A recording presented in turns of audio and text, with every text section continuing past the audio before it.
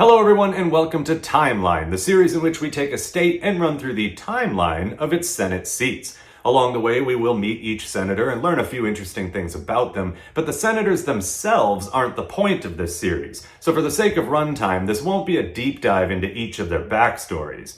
For that, check out the new companion series, Timeline Shorts. That's where you'll find the more detailed biographies and additional fun facts that didn't fit in here. So, with that out of the way, let's fire up our time machine and go back to 1787.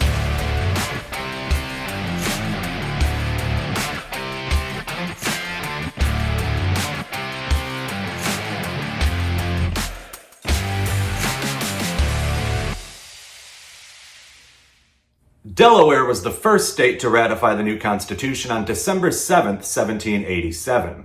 Over the next 238 years, they're going to have 52 senators, which sounds like a lot, but wait till you see some of the other states. On October 25th, 1788, Delaware elected its first two senators, George Reed and Richard Bassett. And when I say elected, I mean the state legislature chose them. You see, prior to the 17th Amendment in 1913, all senators were elected by their state legislatures. This was because the original idea behind the bicameral setup of the government was that the House would represent the people, which is why they were directly elected right from the start, and the Senate would represent the states. This is also why the House seats were apportioned based on population, and the Senate seats were apportioned equally, with 2 per state. And while we're on the topic of the whole elected by the state legislatures thing, a quick note about vacancies. So when a vacancy occurred for any reason, death, resignation, etc., the state legislature would specially elect a new senator to finish that term. However, if the vacancy occurred while the legislature was out of session, which was very common, then the governor could appoint a senator to serve on an interim basis until the legislature convened again and held a special election to either choose a new senator or confirm the appointed senator. Got it? Good. On to Delaware's first two senators. George Reed was a 55-year-old lawyer originally from Cecil County, Maryland. The family moved to Newcastle County, Delaware shortly after Reed was born. He had been a continental congressman and a governor back in the 1770s and spent most of the 1780s in the State House of Representatives and on the Legislative Council. Richard Bassett was a 43-year-old lawyer who was also originally from Cecil County, Maryland, but he moved to Delaware as an adult to set up his law practice. He also served in the State House of Representatives and also served on the Legislative Council. He was a delegate to the Constitutional Convention, and he had been a delegate to the subsequent state convention to ratify that new constitution. The Senate has staggered election cycles, meaning only a third of the seats are up for re-election every 2 years. So, to get that system going in 1789, when the first Congress started, they divided everyone into classes, 1, 2, and 3. Now, the class numbers are largely meaningless today, but at the time, they determined who would start with a full 6-year term, who would start with a 4-year term, and who drew the short straw, so to speak, and would have to be re-elected right away in 2 years. In Delaware's case, George Reed was assigned to Class 1, meaning he got the short 2-year term, and Richard Bassett was assigned to Class 2, meaning he would start with a 4-year term. Okay, let's start the timeline. On March 4th, 1789, the first Congress started. Except, not really. Only 8 of the 22 senators were there, which meant there was no quorum, and without a quorum, they couldn't do anything. And as you can see, both Delaware senators were among the missing. On March 21st, Richard Bassett arrived, and on April 13th, George Reed finally arrived. In 1790, George Reed was unanimously re-elected to a full 6-year term. Heading into 1793, Representative John Middleton Vining was elected to succeed Richard Bassett. The records are incomplete or missing entirely, so we don't know if Bassett lost or if he chose not to be a candidate. Going forward in this video, anytime I say so-and-so was elected to succeed such and such, that's what that means. When I do have details, I'll share them with you.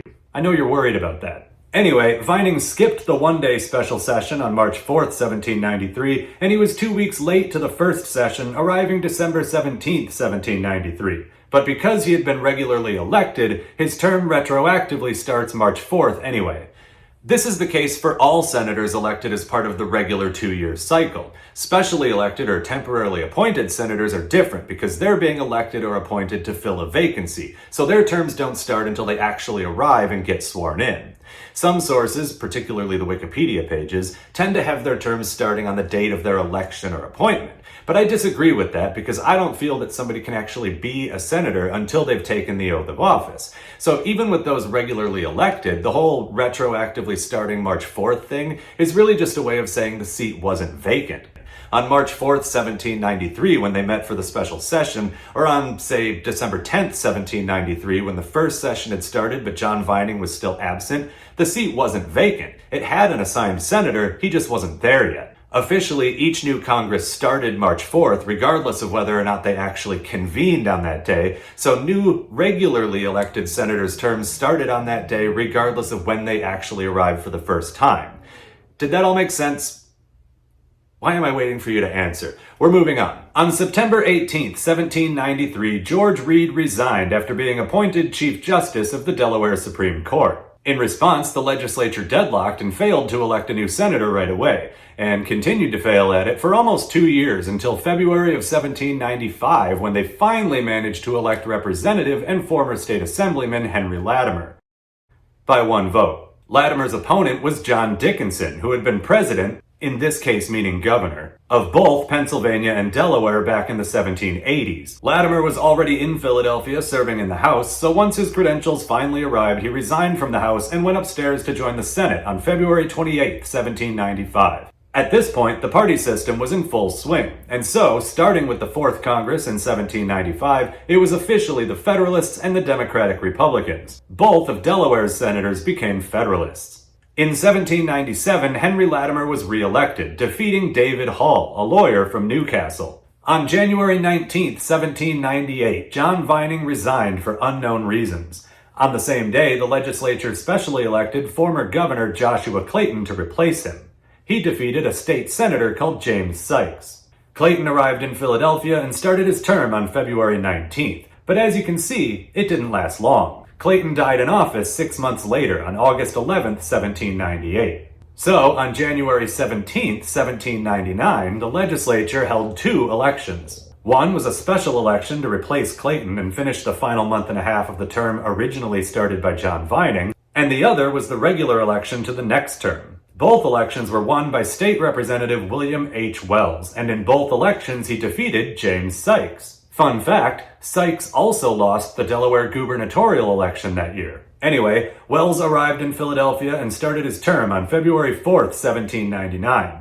He was also just barely old enough, having just turned 30 less than a month earlier. As you might imagine, William H. Wells is the youngest senator in Delaware history, although the competition for that distinction is actually closer than you might think. On February 28, 1801, Henry Latimer resigned. Coincidentally, it was 6 years to the day since he first joined the Senate, so it's kinda like he served one full term.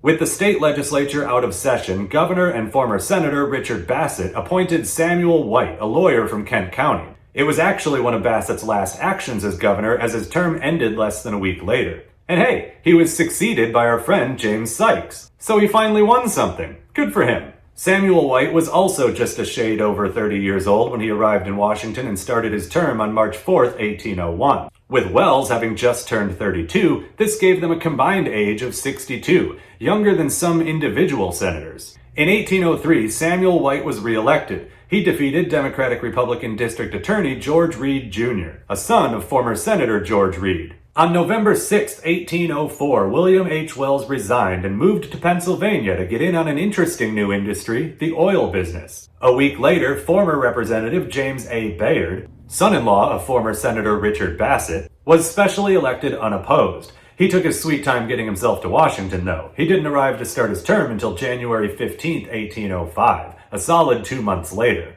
Meanwhile, back in Delaware, on January 24, 1805, Bayard was re-elected right away to the next term as well. This time, he defeated Representative Caesar A. Rodney. There was also one vote for our old friend James Sykes. In 1809, Samuel White was re-elected again, defeating someone called Andrew Gray. White became the first Delaware senator to be elected 3 times. But on November 4th, 1809, Samuel White died in office at the age of just 38. On January 12th, 1810, the legislature specially elected Delaware's Attorney General, a man with the unbelievably awesome name of Outerbridge Horsey. Let's just take a moment to appreciate that. Outerbridge Horsey.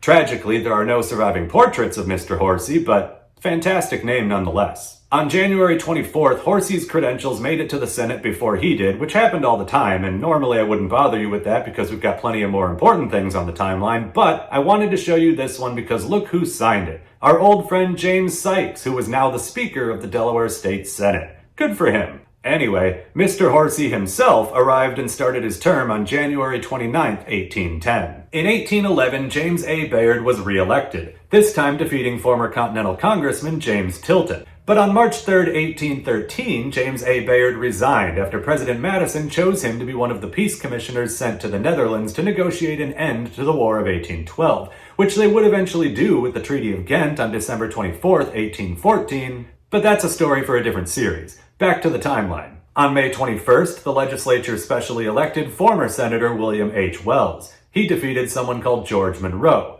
and there was also a random vote for Richard Bassett. Since the last time we saw Wells, he had returned from the Pennsylvania oil fields and was currently serving in the Delaware State Senate. He arrived in Washington and started his second term on June 10, 1813. In 1815, Outerbridge Horsey was re-elected, because of course he was. In 1817, on the third ballot, William H. Wells lost a close election to fellow Federalist Nicholas Van Dyke, plus one lonely Democratic-Republican vote for James Tilton again. Van Dyke was a former representative and state attorney general from Newcastle. It's also worth noting here that this is just the second time that there hasn't been a vacancy between senators. The other one was all the way back in 1793 when John Vining succeeded Richard Bassett. Heading into 1821, Outerbridge Horsey decided not to be a candidate for re-election, and the legislature failed to elect a new senator. Which in this case is understandable. After a name like that one, I'm sure all their potential candidates felt like letdowns. So, on March 4th, 1821, this seat officially became vacant. Eventually, in January of 1822, they managed to find someone with a name almost as good,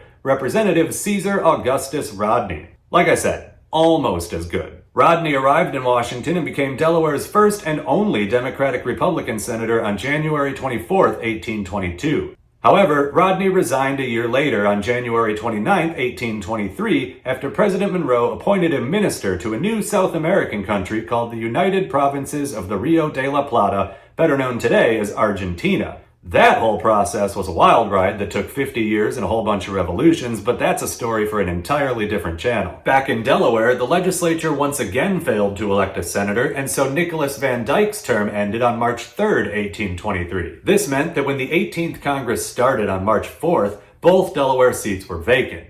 Eventually, in January of 1824, they managed to fill both seats. On January 9th, they re-elected Nicholas Van Dyke. He defeated Andrew Gray, the same guy Samuel White had defeated 15 years earlier. And on January 13th, they elected former Representative and State Attorney General Thomas Clayton to finish Caesar A. Rodney's term. Clayton was a son of former Senator Joshua Clayton. Van Dyke arrived and started his second term on January 14th. And Clayton arrived and started his term on January 15th. Another thing that happened around this time was that the Federalist Party, which had been dying for years, died. And the Democratic-Republican Party split into two factions, Jacksonian Democrats and National Republicans, alternately called anti-Jacksonians, which I much prefer because fuck Andrew Jackson.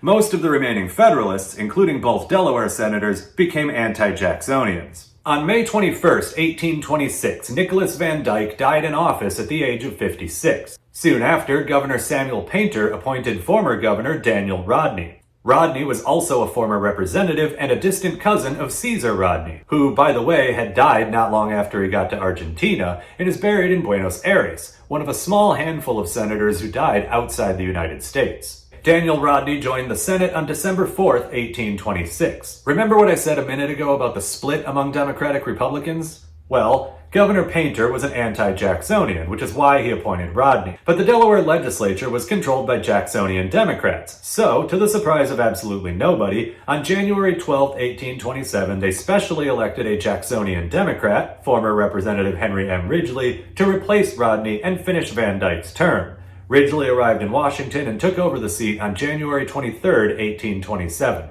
At about the same time as that special election, they also had to do a regular election. Unsurprisingly, they chose another Jacksonian Democrat to replace the anti-Jacksonian Thomas Clayton. They elected Lewis McLean, a 5-term representative from Smyrna, which is a fun word to say. Smyrna. Right up there with Schenectady. McLean was a lawyer who had studied law under then-Senator James A. Bayard. Heading into 1829, Delaware Secretary of State John M. Clayton was elected to succeed Henry M. Ridgely. Clayton was a cousin of Senator Thomas Clayton and a nephew of Senator Joshua Clayton.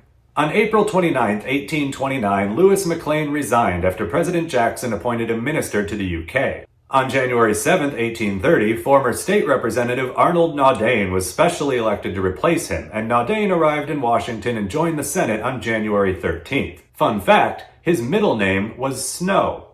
In 1833, Arnold Snow Naudane was re-elected. In 1835, John M. Clayton was re-elected.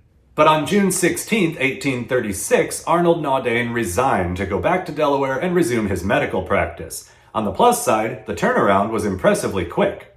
Richard Henry Bayard was specially elected on the 17th, and he arrived to start his term on the 20th. Bayard was the former mayor of Wilmington, and he was also a grandson of Senator Richard Bassett and a son of Senator James A. Bayard.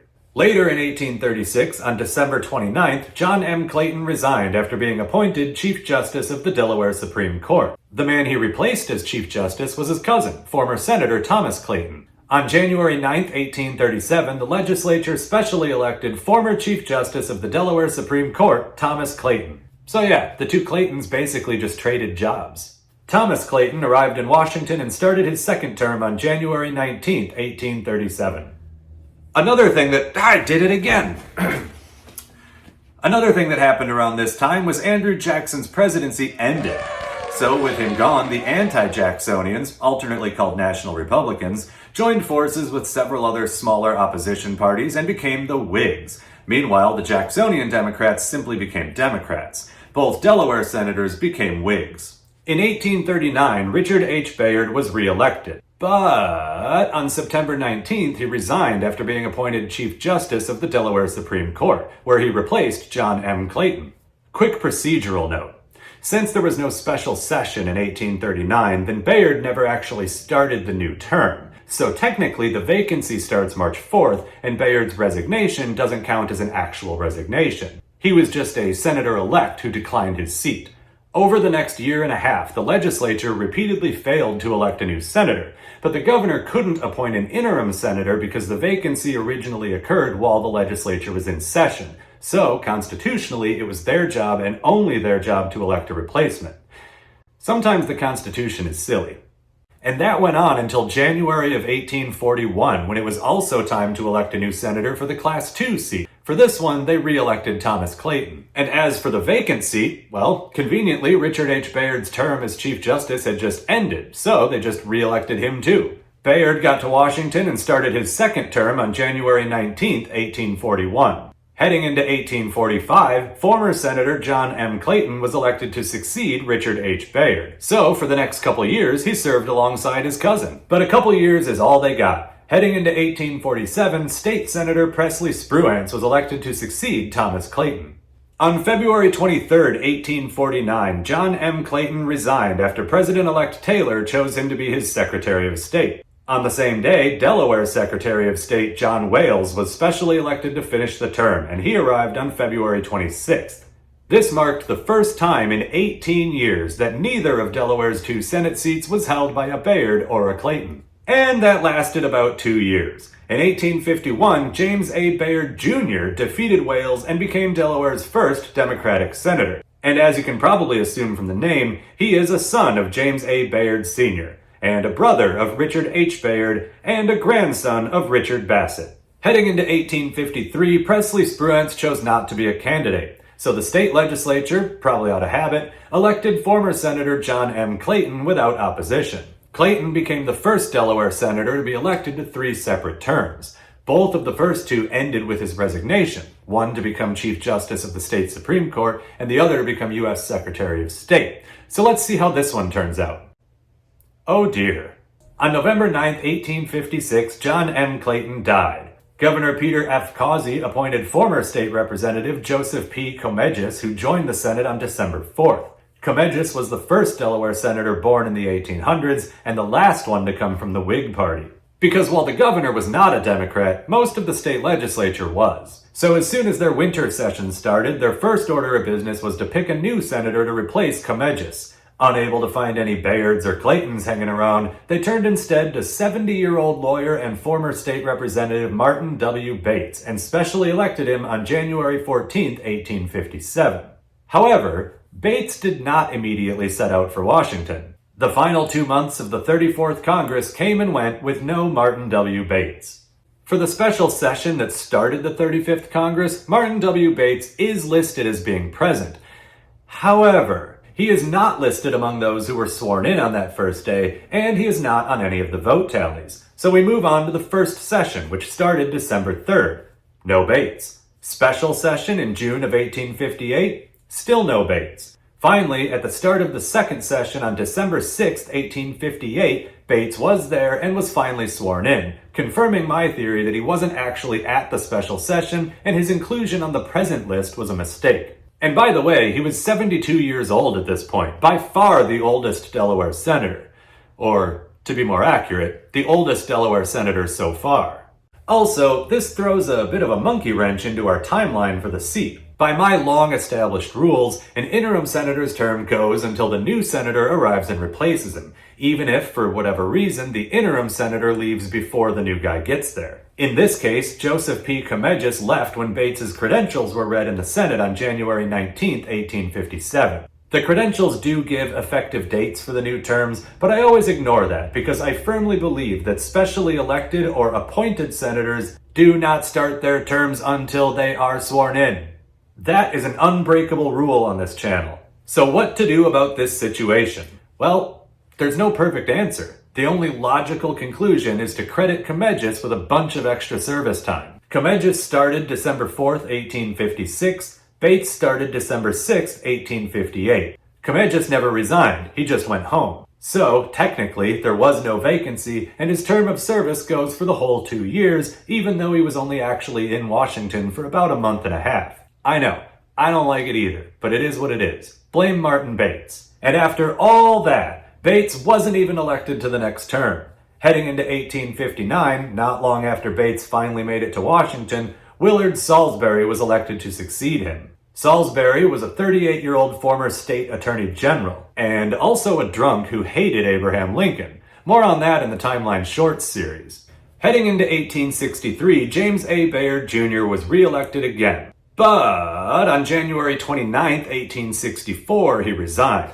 Already opposed to the Civil War policies of the Lincoln administration, the final straw for Bayard came when the Senate passed a bill that required its members to swear a loyalty oath. He resigned in protest, and on the same day, George Reed Riddle was specially elected to replace him, and he joined the Senate on February 2nd. Although the only riddle here is why he thought that beard was a good idea. Heading into 1865, Willard Salisbury was re-elected. On March 28, 1867, George Riddle died in office. Governor Gove Salisbury, brother of Willard Salisbury, said, well, the Civil War is over and Lincoln's dead, so let's just see if James Bayard wants his old job back.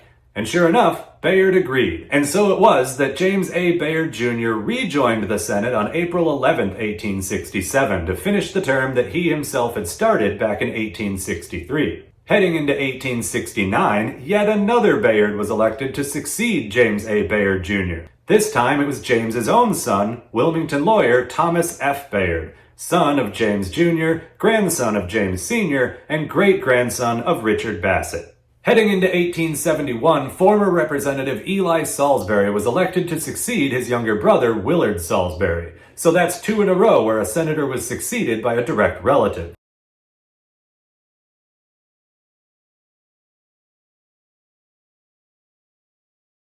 Heading into 1875, Thomas F. Bayard was re-elected.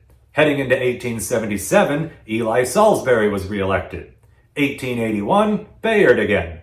1883, Salisbury again. On March 6, 1885, Thomas F. Bayard resigned after President Cleveland appointed him Secretary of State. On March 18th, State Attorney General George Gray was specially elected, and he showed up in Washington the very next day. I assume the state legislature picked him solely for his outstanding mustache.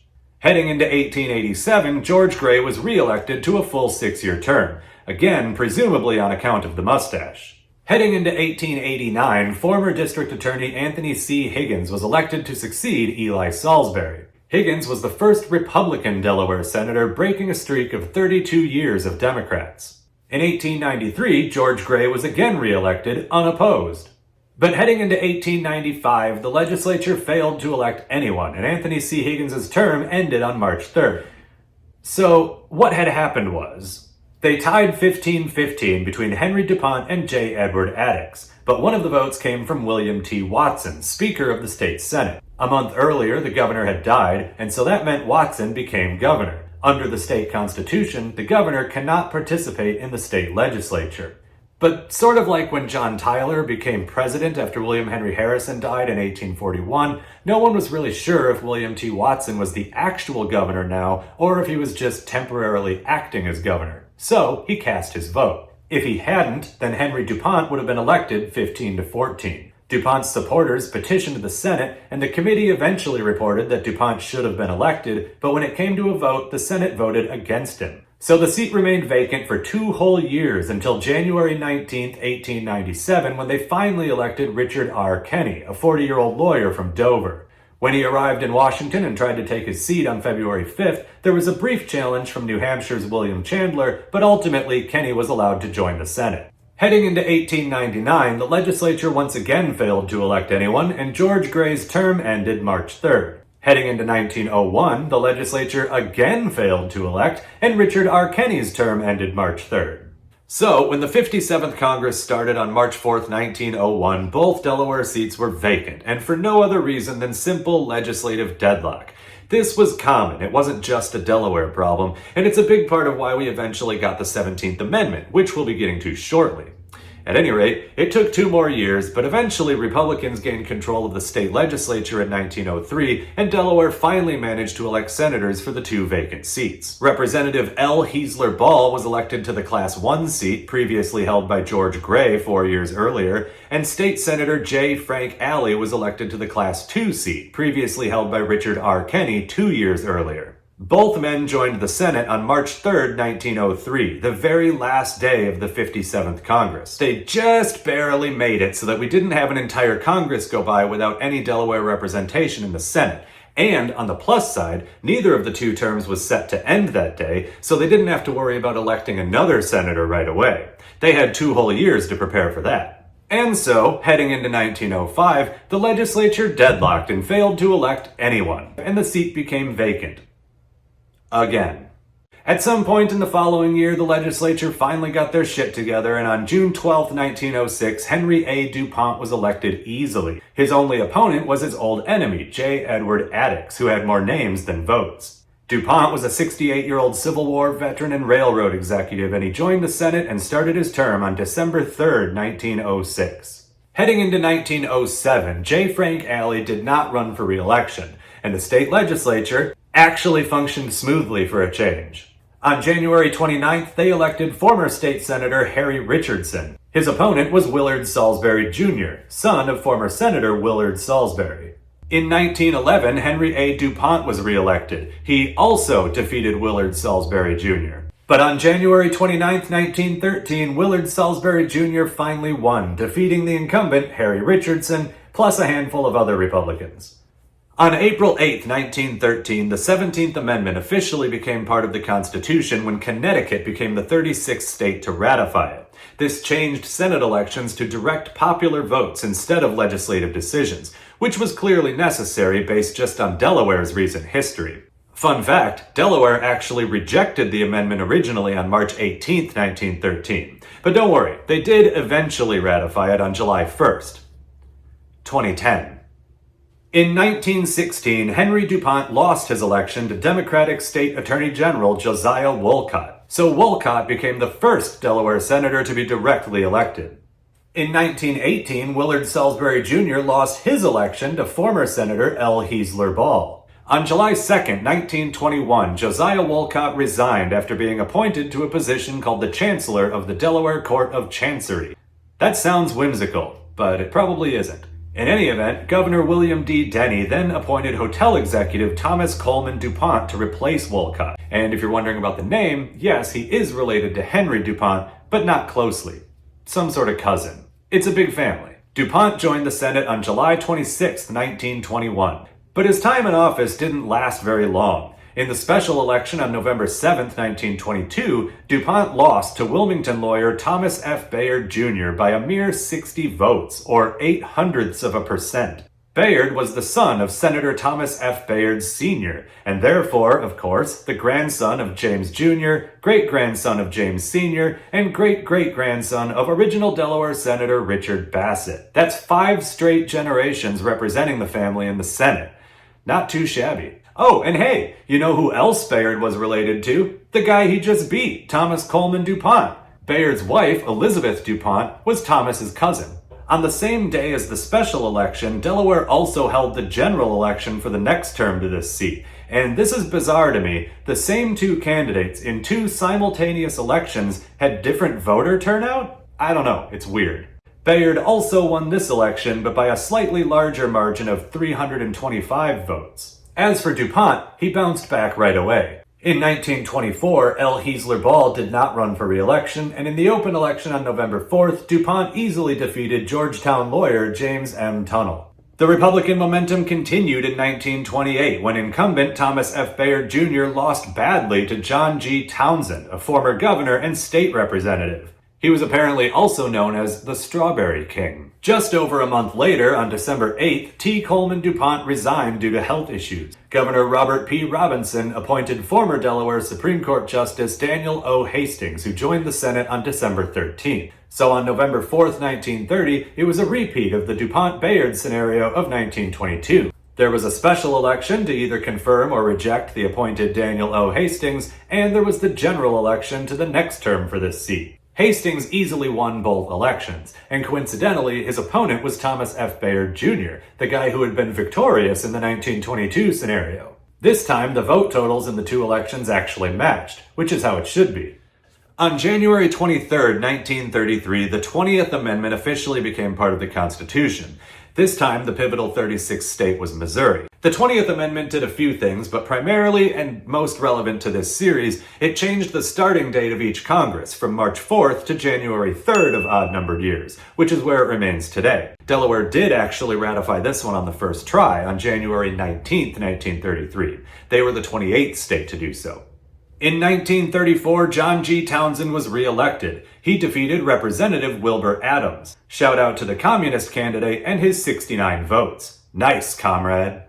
In 1936, Daniel O. Hastings lost his bid for re-election to James H. Hughes, a bank president and former Delaware Secretary of State who had once run for governor but lost to John Townsend. Hughes was 69 years old when he joined the Senate, the oldest Delaware senator since the 72-year-old Martin W. Bates back in 1858.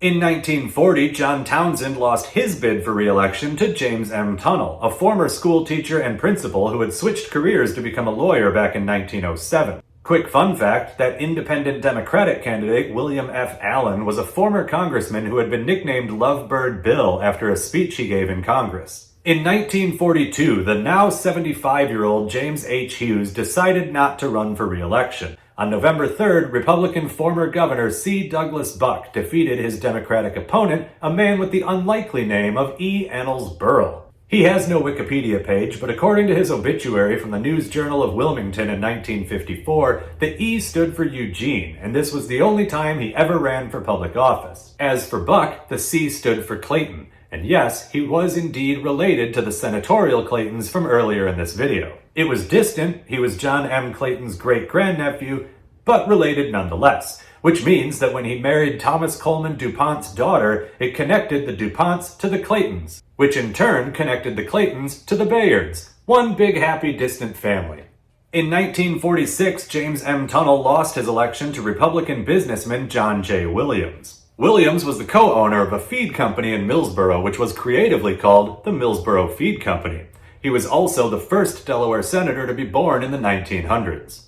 In 1948, in another battle of first initials, C. Douglas Buck lost to J. Allen Freer. Freer had held a pretty wide variety of jobs leading up to this point, but at the time of the election, he was president of Kent General Hospital in Dover.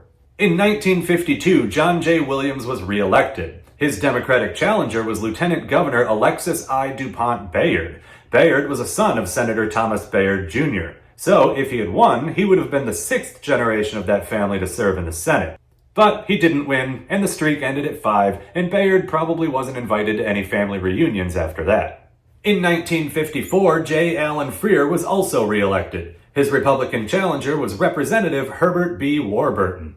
In 1958, John J. Williams was re-elected again, defeating former and future Governor Elbert Carvel. This was the first time a Delaware senator was elected to a third term since George Gray all the way back in 1893. In 1960, J. Allen Freer lost his election to Governor J. Caleb Boggs, who had been a congressman before being elected governor. He also did 1 year as chairman of the National Governors Association. In 1964, John J. Williams was re-elected again in a rematch with Governor Elbert Carvel. This made Williams the very first Delaware senator to be elected 4 times. Also, we finally have a third party again. Shout out to Socialist Labor candidate Joseph Holland Sr. and his 71 votes. That's almost halfway to 0.1%. In 1966, J. Caleb Boggs was re-elected. His Democratic opponent was former state Supreme Court Justice James M. Tunnell Jr., son of former Senator James M. Tunnell. I guess that Socialist Labor run was short-lived. In 1970, after 4 full terms, John J. Williams decided to retire. In the open election, Republican Congressman William Roth defeated Jacob W. Zimmerman by a comfortable margin. Zimmerman was a potato farmer. I know that's not really relevant, but I just think that's neat. And as for that third party, fun fact, the American Independent Party was the one that ran George Wallace for president in 1968. Ugh. On November 7th, 1972, J. Caleb Boggs lost his election to a Newcastle County councilman that no one had ever heard of called Joseph Robinette Biden Jr. Fun fact, at the time of the election, Biden was still only 29 years old. Yeah, once upon a time, Joe Biden was young. Anyway, he turned 30 later in November, so he was constitutionally eligible by the time the 93rd Congress started in January. By a mere matter of days, though, Biden is not the youngest senator in Delaware history. That's still William H. Wells all the way back in 1799. Tragically, on December 18, 1972, just a month and a half after his election but a few weeks before his term was due to start, Biden's wife Nelia and 1-year-old daughter Naomi were killed in a car accident. So, understandably, when the first session of Congress started on January 3, 1973, Biden wasn't present. The Senate passed a motion allowing the Secretary of the Senate, Francis Vallejo, to go to Wilmington and administer the oath to Biden there, which he did on January 6th at the Wilmington Medical Center, where Biden was staying with his 2 sons who were injured in the crash but survived. And neither one was ever heard from again. And now it's time for a segment that I like to call Rapid Fire Re-Elections. 1976, Roth defeated Wilmington Mayor Thomas Maloney. 1978, Biden defeated a farmer from Stockley named James H. Baxter. 1982, Roth defeated businessman David Levinson. 1984, Biden easily defeated former state representative John M. Burris. 1988, Roth easily defeated Lieutenant Governor S.B. Wu. 1990, Biden defeated Wilmington lawyer M. Jane Brady, the first female candidate of a major party in a Delaware Senate election. 1994, Roth defeated State Attorney General Charles Oberle. 1996, Biden defeated generic Republican businessman Raymond J. Clatworthy. In the year 2000, Delaware's Democratic Governor Thomas Carper couldn't run for re-election due to term limits, so he set his sights on the Senate, where term limits are just a pipe dream that'll never happen. But for incumbent William Roth, it might have saved him from himself. He was 79 and clearly in no condition to run for re-election, but he did anyway. Unsurprisingly, Carper won by a comfortable margin. In 2002, Joe Biden once again faced generic Republican businessman Raymond J. Clatworthy, and once again defeated him easily. But if you're a Republican looking for a silver lining, the margin of victory was slightly lower. In 2006, Tom Carper was re-elected, defeating law professor Jan Ting. On November 4, 2008, Joe Biden was re-elected again, defeating Tea Party activist Christine O'Donnell. However, he also won a different election that night.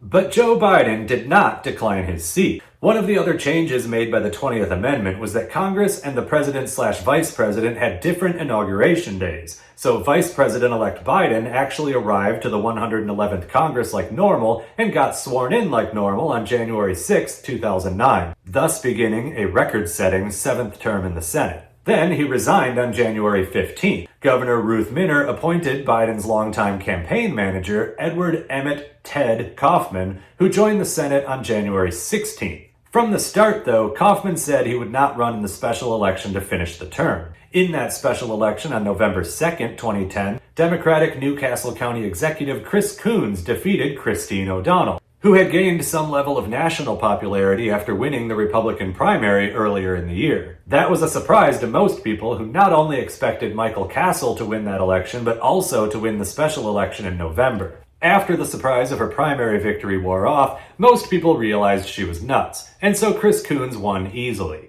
In 2012, Tom Carper was re-elected in a landslide, absolutely crushing a man called Kevin Wade. In 2014, Wade tried again and got beaten again, this time by Chris Coons, but this time by a much smaller margin. In 2018, Tom Carper was again re-elected, again by a significant margin. His Republican challenger, and I use that term loosely, was Sussex County Councilman Robert Arlett. More importantly though, let's just take a second to admire this guy's name. My last name has 5 letters, and I constantly have to spell it out for people. I can only imagine what this guy goes through on a daily basis. In 2020, Chris Coons was re-elected with ease. His opponent was Lauren Witzke, who, well, let's just say she makes Christine O'Donnell look like a leftist. And finally, in 2024, Tom Carper chose not to seek a 5th term, and in the open election on November 5th, Democratic Congresswoman Lisa Blunt Rochester defeated Republican businessman Eric Hansen by a comfortable margin. Rochester became both Delaware's first female senator and their first black senator.